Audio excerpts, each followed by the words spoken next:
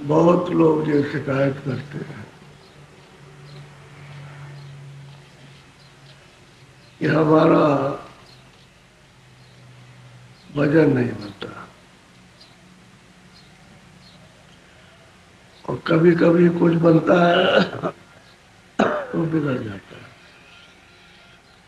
उन प्रेमियों से ये कहा जाता है हाँ कि जब वजन न बने तो ये आप अपनी छानबीन रखो कि हमारा मन कहाँ जाता है, वक्त भजन या ध्यान पे, तो आपको पता चल जाएगा कि इसी के कारण भजन बिगड़ा होगा।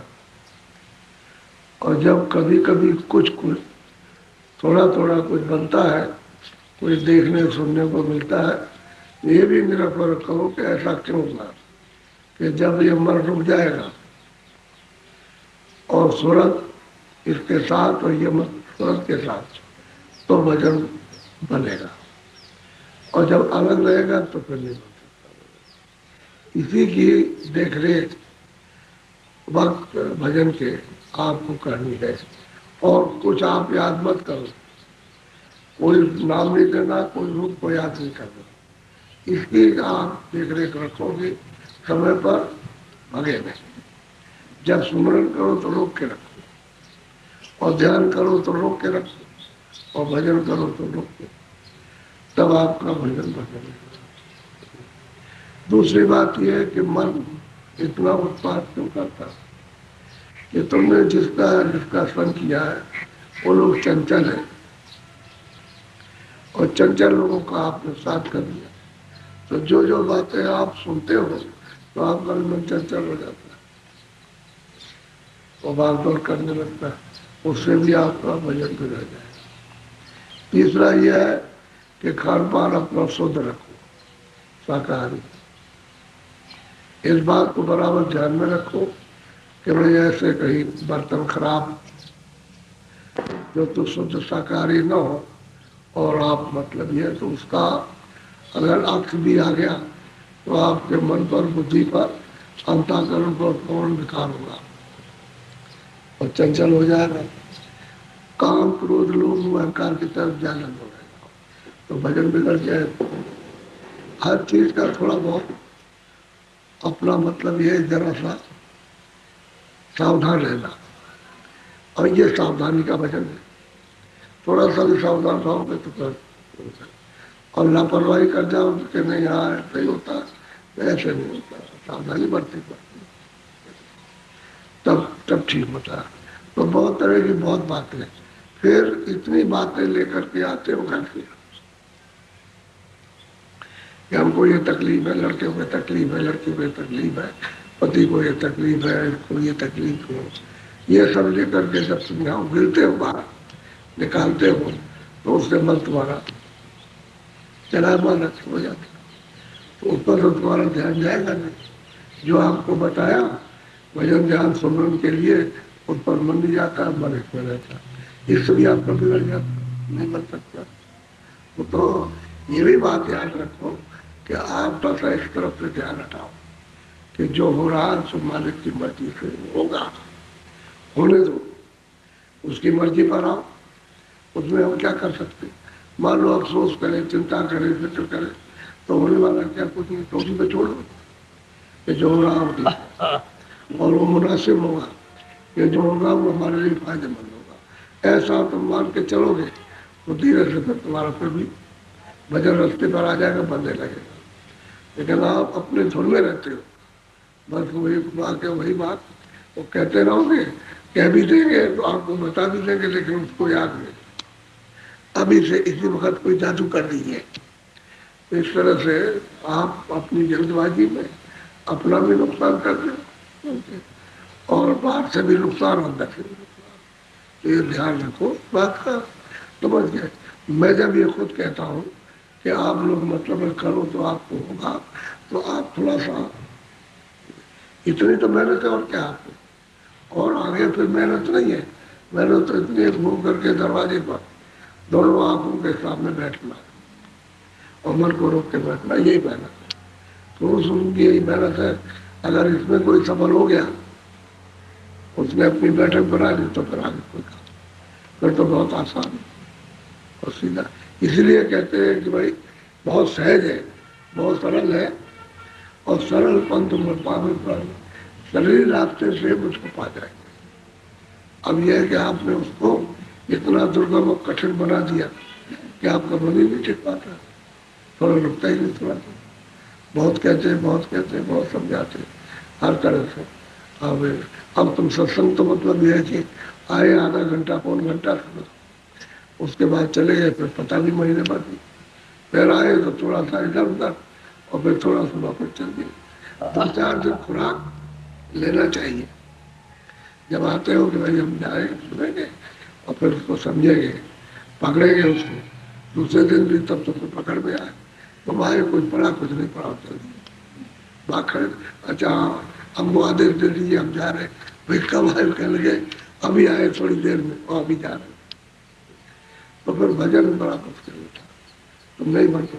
भजन के निशाने पर नहीं आए, उसका आपने लक्ष्य भजन बनाने का करने का नहीं बनाया, तो लक्ष्य तो रूठता है, दूसरी तरफ में आप लगे हुए हो। तो सत्संग थोड़ा सुना पड़े थे। बोलो।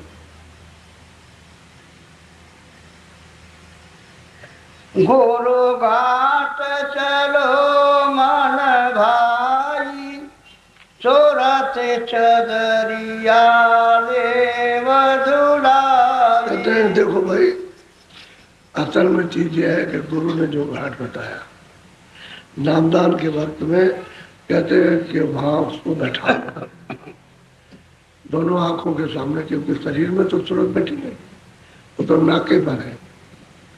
ये किसी को मालूम ही नहीं है कि सूरत मतलब ये है कि शरीर के ऊपर है और नाके में। आप कहते हैं वो घाट पे ले आओ और यहाँ बैठाओ, तो सूरत एक चद्दर है। कहते हैं इसको गुरु से यहाँ बैठ करके धुलवा लो, तो उससे क्या होगा कि मन साफ होगा, बुद्धि साफ होगी, चित्त साफ होगा, और फिर अंतःकरण साफ होगा, और फिर सूरत साफ होगा। कहते हैं उससे धुला लो। सूरत तो एक कपड़ा सा है, चादर है। कहते हैं जो चूल्हा है उसको धुलवा लो। अब वो धोने वाला धो भी आ गया, तो उससे धुलाओ। तो तुम कहते हैं घाट पर बैठो, मन को थोड़ा सा खींचो, भाई तुम बैठ जाओ, घाट पर बैठो, घाट पर बैठो। कहते कहते करते करते कहते कहते भाग जाते। कि रोज रोज कहते हैं चलो हम भागे, मन शांत नहीं जाता, नहीं तो हम बड़ा फितरती है खुरा पाती, वो भाग जाएगा तो संभाले नहीं समझेगा। इसी से तमाम लड़ाई, इसी से झूठ, इसी से चाल, इसी से कपड़, इसी से बड़े, ये सब सिद्ध हो रहा। और ये अगर इसका शांत हो जाए तो काबू बच जाए। कहते हैं भाई मन को घाट पे ले और सूरत रूप बिछोड़न को गुरु महाराज से दुर्गा को घाटी कर। वो तो बैठा करके धो नहीं चाहते, उनके पास तो मतलब ये है कि साबुन है तो उसको धो दिया जाए, और बिना उस साफ के तो न मन पर कुछ और न सूरत पर कुछ होगा। वो भी अंधेरे में बैठी है, मानो इंद्रियों के घाट पर बैठा और भाग रहा, उसे भी रास्ता नहीं मिलता उनको। कहते हैं ऐसा करो कि जहाँ गुरु घाट बता रहे उस तरह का बोलो। सेवा साबुन दर्शन मंज, प्रेम कालीर भराई। सेवा कहते हैं साबुन है, और दर्शन क्या है उसका मंदिर। कि जब साबुन लगा लिया तो फिर रगड़ो उसको, साबुन लगा के तो साबुन अंदर रख देते, फिर उसको रगड़ते, चुप कहते हैं मंजन। कहते हैं कि सेवा और दर्शन कहते हैं महापुरुषों का, महापुरुषों का मंजन कहते हैं। उसी से तो सब गंदगी जाएगी। अब गंदगी तो जुग जुग की है, जब से आए तब से गंदगी लाते रहे, उतारने का तो कोई काम किया नहीं, गंदगी लाते रहते हैं बस। इसलिए कहते हैं कि प्रारब्ध कर्म है, संचित कर्म है, क्रियामान कर्म नहीं है। अब संचित तो जुगों की जमा है। अब ये जो करते हो आप, इसकी प्रारब्ध आगे बन जाएगी, और जो अभी आपको जो मिला है वो तो मतलब ये है कि ये भोग रहे हो इस शरीर से रोज, उसी का तो आप भोग भोगते हो, यही प्रारब्ध है। और प्रारब्ध जैसे ही श्वास के साथ खत्म होगी तो आगे क्रियामान का कर्म का हिसाब। अब ये और पहले के जो कर्म जमा है, जो छाट लिए गए, वो तो जमा के जमा ही पड़ेगा, उन पर क्या असर होने वाला। गंदगी कहते हैं तुरंत भी थोड़ा थोड़ा मन को घाट पर रोक करके रखो, और कहते हैं गुरु से धुला लो, तभी तो आँख खुलेगी। विद्यमान ज्ञान चक्षु, तीसरा नेत्र जब ही खुलेगा जब मन को आप रोको घाट पर। अब ये कोई आँख पर रुके, कोई नाक पर रुके, कोई कान पर, ये वो नहीं, वो तो सूरत का घाट उनके ऊपर है, 9 घाटों से ऊपर है। अब वहां जाकर के रोको तब काम। अब बताते हैं कि भाई सूरज चेतन है और बाकी शरीर में इंद्रिया सब जड़, अब ये जड़ में फंसे हुए, तो आप चेतन की जगह को रोक करके लाओ तो काम आपका होने लगे। अब यह है कि तुम दोगे नहीं, गुरु से याचना फरियाद नहीं करोगे, बस नहीं हो सकता। इसलिए कहते हैं भजन कर लो, मन को रोक के करो, मन को रोक के ध्यान करो, और रोक करके थोड़ा सा रुके रहो, 10 मिनट, 5 मिनट, 15 मिनट, जितना भी बन सके रुको। आप थोड़ा रुकेगा कल और ज्यादा, उससे ज्यादा रोज रोज रगड़ो, अतिशय रगड़ करे जो कोई, तभी तो कहते हैं साफ हो जाए। और फिर चंदन कहते हैं, चंदन से रगड़ होती है तो आग पैदा हो जाती है। ऐसे ही अब आप रगड़ोगे तो मालिक मिल जाएगा, और जो मालिक तो ऐसे ही मिलेगा ना रगड़ करने से। कर्म के पर्दे हट जाएंगे, सामने है, पर्दे रहेंगे, आंख तुम्हारी बंद है तो कैसे देख सको। कर्म साफ होना चाहिए तो सफाई। अब जिन्होंने कर्म साफ कर लिए उनकी आंख खुल गई, सामने दिखाई देता, सामने मिलता। इसी के लिए तो परिश्रम करना। थोड़ी सी चीज है छोटी, लेकिन पहाड़ है समझने के लिए, कोई नहीं समझ सकता, इतना है। और समझ में आ गई तो छोटी है, लेकिन कुछ नहीं था। न जानने के कारण तो घंटी खोल सकते हो, और जान लिया तो कुछ नहीं हो। ऐसे ही होता है। तो सत्संग को अच्छी तरह से चेत करके उसको पकड़ो। अगर नहीं जैसे जब तक चित्त उसमें रमन न करे तब तक मन उसका संकल्प कर्म नहीं करता। तो चित्त उसमें रम जाए तो मन उसी का संकल्प कर्म करने लगे तो साधे जाए। इसलिए चेत करके तुम जान करके, ऐसे नहीं कि वैसे सुनते रहे और हमारा ख्याल आपका ध्यान और किसी चीज की आपको वही याद आ रही है, सुन रहे तो ना के बराबर है, कुछ नहीं सुना। अरे सबको फेंक करके तब सुनो, बोलो। बचन की रे भाव की बाटी, बेर की अग्नि जलाई। कहते हैं वही भजन करो तो भजन में विरह होगा। जब विरह होती है किसी से मिलने के लिए, जब मिल जाए मिल जाए मिल जाए तो रोता अभी नहीं मिला, अभी नहीं मिला, देर हो रही है, देर हो रही है, तो विरह की भट्टी तो जला दो, क्योंकि रोने से ही काबू में आएगा। जब रोना पड़ोगे किसी के लिए रो, संसारी किसी के लिए रोने लगो तो आपका मन कहीं नहीं जाएगा, सब जगह घट जाएगा। जिसका लक्ष्य बनाया उसी की याद करो। तो मालिक के दर्शन दीदार के लिए विरत होनी चाहिए। इसकी भट्टी तो गर्म होनी चाहिए। अगर ये भट्टी जल जाए तो ये सब वासनाएं उसी में साफ समापन हो जाएगी। तो विरह बहुत जरूरी, और विरह से ही मालिक होता है, बगैर उसके नहीं। भट्टी जला लो। अब इसी को कहते हैं सत्संग। धीरे धीरे सुनते सुनते सुनते सुनते और सब चीजों को समझते हैं भाई कुछ नहीं, ये सब है क्या, ये माया की छाया का पर्दा है। अब आप इसी के साथ लगे हुए, इसी को कहते हो, देखते रहते हो, कहते हमारा, वो कहता हमारा नहीं है, वो कहता हमारा ऐसा है, वो कहता, उसी को कहते हैं बच्चा है तो उसी कहते हैं कि नहीं, और इसी में बस इसमें चला गया तो होते हो। अब वो कैसे मिलेगा, तो पर्दा है, माया की छाया का पर्दा है, वो आपके सामने था। जो तत्व था, यदि सूरज जो थे तो निकाल दी गई, उसकी आपको खबर नहीं कि सूरत क्या है, उसकी चेतनता क्या है, उसका ज्ञान क्या, वो तो पता नहीं। तो लोग सा हो गया। अब इतनी बड़ी चीज और साधारण तो बिना की भट्टी को जल उसको जला और सत्संग सुनते सुनते जल जाते, कुछ याद नहीं रहता, आता नहीं है यार, उसको एक निशाना बन जाता। देखिए कितनी जल्दी काम होता है। बोलो। बात नदी जाने सदन बहती, माले माले तामे में लगवा। आप उस संतों को समझा रहे हैं कि भक्ति नदी है, वहां इस दिन हमेशा बह रही है। कहते तुम चलो तो और वहां चल के निर्देश स्नान करो। बहुत लंबी चौड़ी नदी, उन नदियों के सामने ये संसार तुम्हारा क्या है, तो ये उसके सामने कुछ है ही नहीं। न जाने के कारण सब कुछ है, और जब उधर जान लिया तो ये कुछ भी नहीं। तो भक्ति नदी है। भक्ति भाव जब पैदा हो जाएगा तो महापुरुषों की कृपा दया से तो पौधे को उसमें कुछ नहीं अच्छा लगता। एक चीज बोलो बोलो। ओ जल निर्मल हुई सूरत जब, सूरत मन अति हर्षा। अब यह है कि भक्त नदी वो तो बहुत निर्मल है, अमृत की नदी बह रही है, उसको सब प्रयास करती है।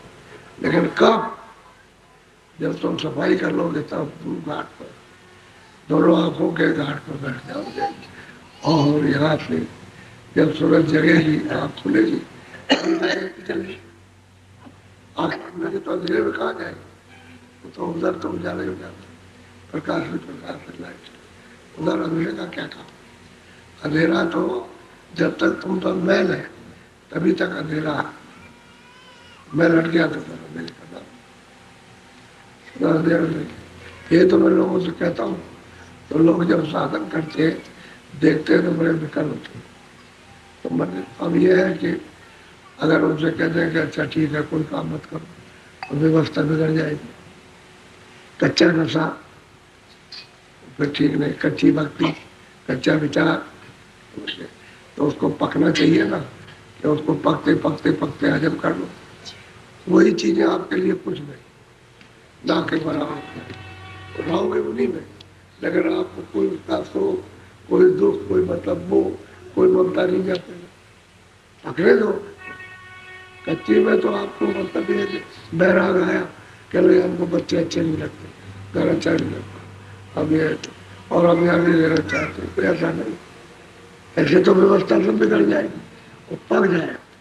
जब वो पक जाएगा तो यही चीजें आपके लिए सब, आप उदास हो गए और बिल्कुल बैराग, सब चीजों से अलग थलग, कुछ नहीं होता, कोई ऐसा नहीं होता। लेकिन पकना चाहिए, स्थिर होना चाहिए कोई चीज, और नहीं होती कच्ची में फिर आप कहते हो कि ऐसा वैसा, तो घर में ही रहो। हम तो साधु बनाते नहीं किसी को, अपने अपने घर में रहो और वही भजन कर लो। जब इस स्थिति को अपने पूरा करो तो फिर आपकी मर्जी, रहो बाहर कोई फर्क नहीं। भक्ति नदी है, बह रही है, उसमें खूब अच्छी तरह से नहाओ, और नहा के कल के जितने भी आपको ये पाप और पुण्य उसमें लगे हुए सब धो डालो। ये कल का मैल है, कर्मों का कर्जा है, इसलिए तो आपको धोना पड़ेगा। और उसी भक्त नदी में जो बह रही, उसी में ये धो के साफ हो जाए, कुछ रहेगा। बोलो। चला गगन पर मीना शब्द सग, चढ़त चढ़त त्रिकुटी। अब कहते हैं कि चढ़ा, अब चलेगा, अब चल पड़ा गगन की तरफ, आकाश की तरफ। और जब शब्द उसने सुना तो पकड़ा शब्द। अब तो बात यह है कि कान खुल गए, अनहद धुनी, वेदवाणी, आकाशवाणी हर एक घट में हो रही, लेकिन कान तुम्हारा जो दिव्य कान है सूरत में, उस जीवात्मा में बंद है। जब तक वो खुलता नहीं तब तक सुनाई नहीं देगा, आंख नहीं खुलेगी तब तक कुछ दिखाई नहीं देगा। बाहर की आंखें तो कोई दिमाग नहीं, न बाहर के कान दिन में, वो तो तुम्हारे अंदर है। वो जो छुपी हुई चीज है उसी को प्रकट कर। तो चढ़ा, जब शब्द सुना, घोर शोर हुआ, तो चढ़ा ऊपर को। जब पहुंचा त्रिकुटी में, ब्रह्म मंडल में पहुंचा, तब देखा उसने तो ये तो कुछ और, वहां तो कुछ भी नहीं था। तब उसको शक्ति, ताकत, उसको ज्ञान, तब उसको प्राप्त होता। लगता तो उस पर उससे मरा गया, अब किनारे लग गया। जब त्रिकुटी में पहुंच गया, बिल्कुल किनारा है, यहाँ से भी अलग हो गया मृतलोक से, और स्वर्ग और वैकुंठ जो कपड़ा पहना था उससे भी अलग, और सूचम लोग जो सैदल कमल में ईश्वर का लोग है उससे भी अलग हो गया। अब वो चला, मतलब वहां पहुंचा। अब आखिरी कपड़ा चौथा उसको उतार देना। बोलो। सोन शिखर चढ़े स्वरूप धरे। और कहते हैं सोने 10वें द्वार को, पार ब्रह्म पद को कहते हैं सोने शिखर।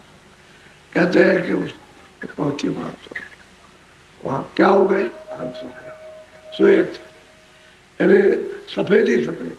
तो ये तो कोई कपड़ा पहनी है, सफेदी है क्या? कुछ नहीं। वो जो सफेदी है वो उसका तो यहाँ निशान नहीं। यहाँ के रंग से आप सफेद खाओ, लेकिन सफेदी यहाँ नहीं है जितना वहां सफेद। सब सुनते हैं हम सुनो, श्वेत रहती है सब, और चित्त नहीं चेता रहता। वहां पहुंच जाती है, पाप का दीदार दर्शन होता। ऐसा नहीं कि ऐसा ही, तो उसने कितना बिछाया कि सागर बगैर जानकार के, बगैर गुरु के उधर जा ही नहीं सकता, उसे पता ही नहीं उधर जाएगा। और जो गुरु जानकार मिले जाए, अब वो गुरु जानकार मिले तो चढ़ चढ़े। कहते हम समझे शिखर पर पहुंचे, वहां जाके पार उनका इन्हें अल्लाह का दीदार दर्शन किया, अलग हो गए। कहते हंस रूप हो गए, जो सुनते वहां है वही यहाँ के गए वहां आ गए उसी रूप में। बोलो। माँ सोन छवि और पाई, और उसके ऊपर चली गई महापुर का मैदान, ऊपर में भवन उठा, महाकाल बैठे हुए, उनका भी दीदार दर्शन किया। वो तो मतलब और भी श्वेत है, और भी सफेद है, इनसे बहुत ज्यादा सफेद। बोलो। भमर गुफा पर सोहम सतलोक सत सोहम गाई। अब कहते हैं कि भाई भंवर गुफा में चढ़ी, जो सोहम पुरुष की जो आवाज आ रही थी उसको पकड़ लिया, चढ़ गई। ऊपर में कहते हैं सत्यदेव, सतनाम है सतलोक, उसी को नानक जी ने सचखंड कहा, और संतों ने उसको सतलोक कहा। उसको कहते हैं अमरधाम। सारी जीवात्माएं वहीं से आई, उसी जगह से, और कहते हैं वहीं पहुंच नहीं जाते।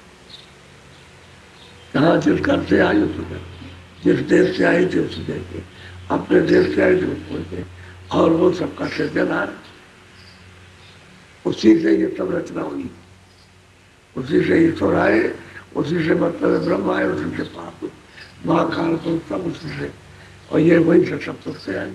अब ये भेद तो किसी को पता है नहीं, क्या करेगा कोई आदमी।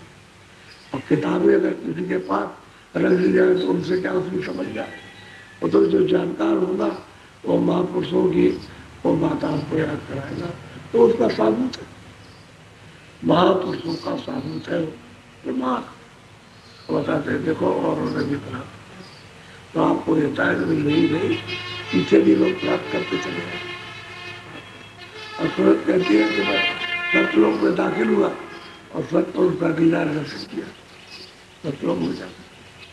तो सतलोक कोई मतलब यह है कि भगवान भाव और महास्वरूप और सोने नहीं है, नहीं तो परे है, उसी से सब हुआ। बोलो।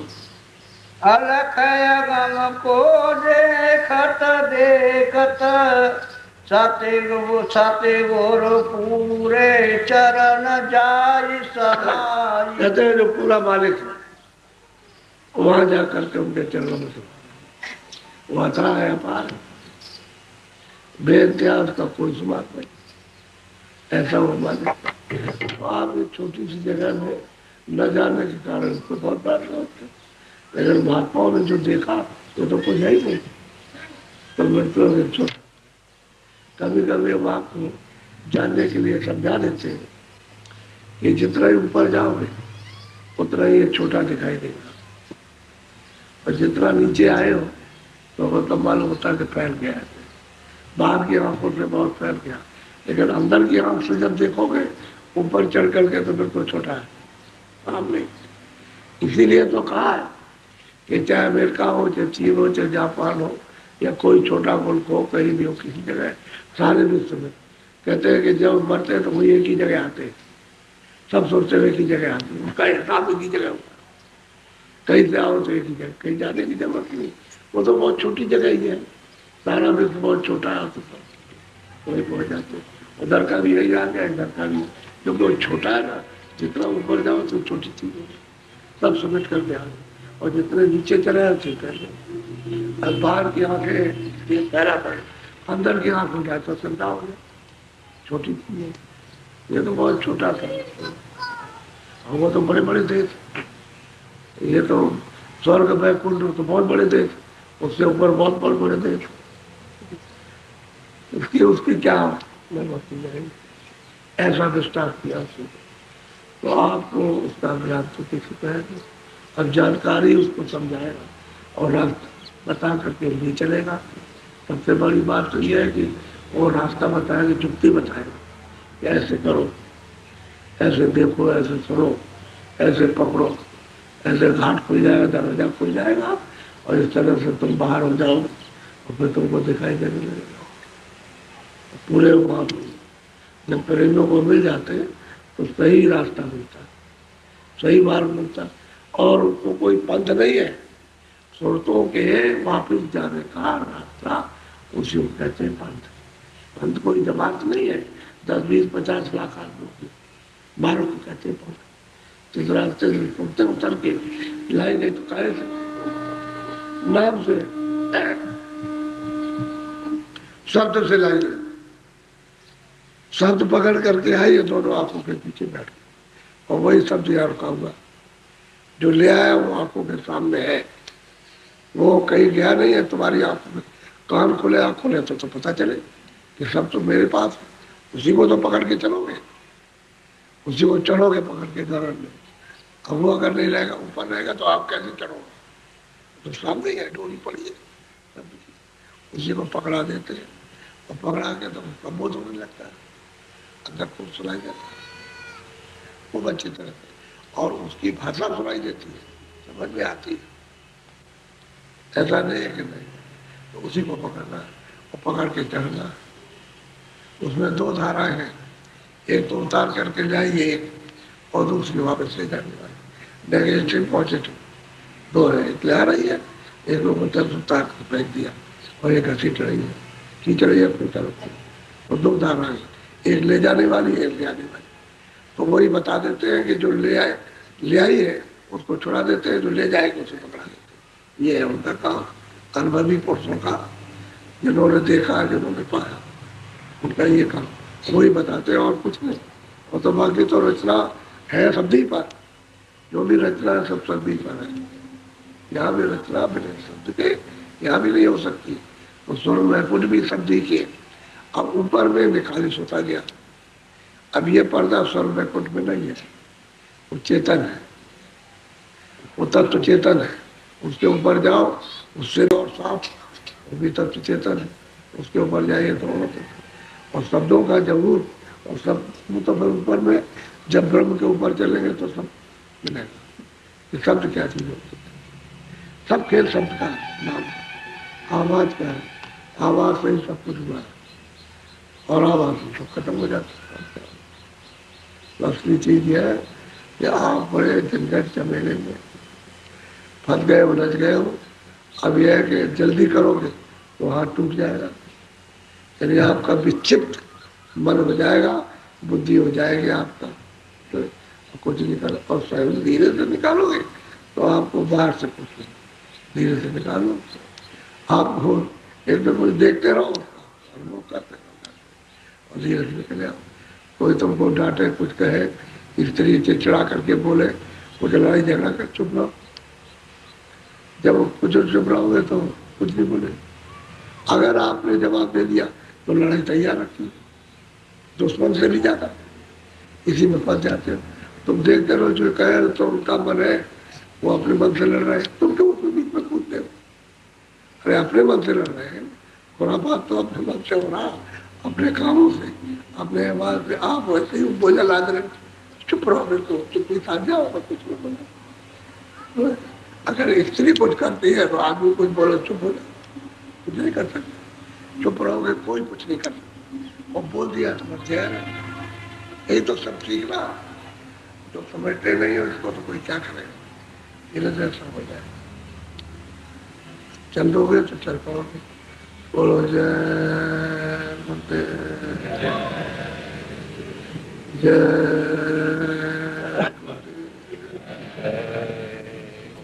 अच्छा थोड़ा भजन पकड़